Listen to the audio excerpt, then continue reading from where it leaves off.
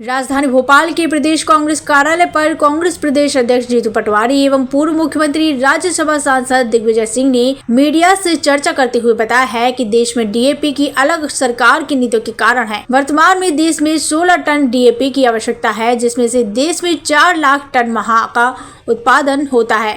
इसके लिए कच्चा माल भी आयात करना पड़ता है। आयात में समस्या से 20% करीब कम उत्पादन हुआ है। बाकी लगभग 5 लाख टन का आयात होता है, तब जाकर हमारी आवश्यकता पूरी हो रही है।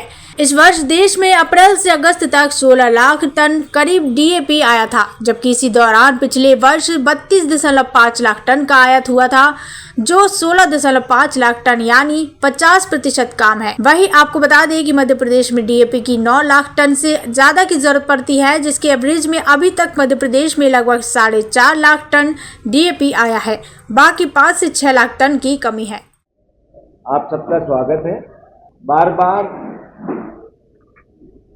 यह बात स्थापित होती जा रही है कि भारतीय जनता पार्टी और उनकी सरकार, शिवराज जी और मोहन यादव किसान विरोधी है। इन्होंने जो कमलनाथ जी की सरकार बनी थी, जब ऋण माफी योजना बंद कर दी, जिसमें किसानों का ऋण खा गई है भारतीय जनता पार्टी की सरकार। जो भूमि अधिग्रहण अधिनियम था उसको क्वेश कर दिया, जो राहुल गांधी जी और कांग्रेस पार्टी लेके आई थी। ये 2900 और 3100 धान के और गेहूं के दाम का वादा करके सरकार में आ गए, किसानों के वोट ले लिए और भूल गए, धोखा दिया किसानों को। अभी 6000 रुपया कुंटल की किसानों के बच्चों ने सोयाबीन की फसलों की मांग की। तब कांग्रेस बीजेपी का विषय नहीं था, विषय विचार का नहीं था, विषय पार्टी का नहीं था, किसान का था।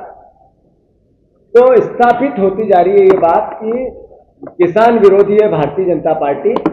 और सबसे बड़े अगर कोई किसान विरोधी है वो है शिवराज सिंह चौहान, जो कहते हैं मैं किसान का बेटा हूं। कितना झूठ बोले किसानों से वो पिछले 20 साल में, और अब पूरे देश में जाकर मध्य प्रदेश की दुहाई देके झूठ बोल रहे हैं।